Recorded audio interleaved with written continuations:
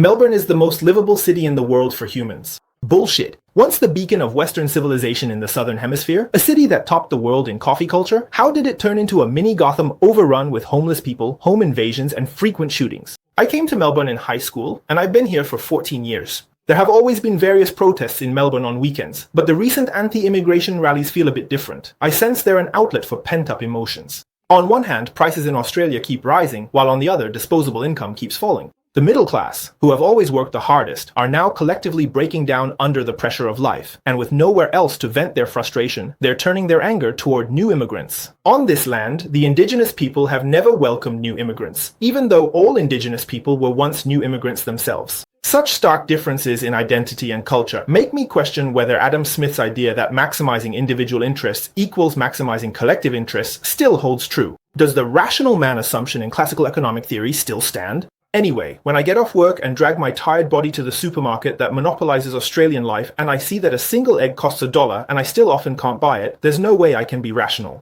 It's already good if I don't start cursing.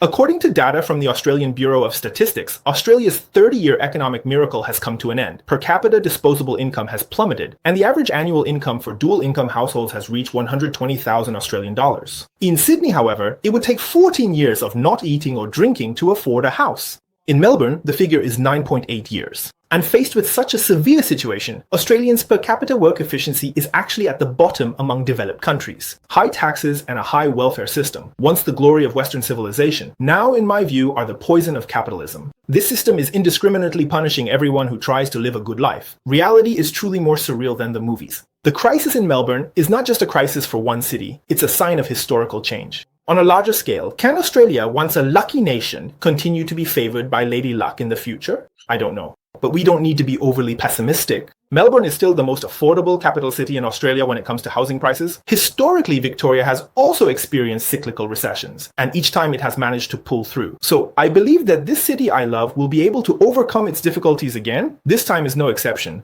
As for my current dilemma, it's where can I find cheap and delicious eggs?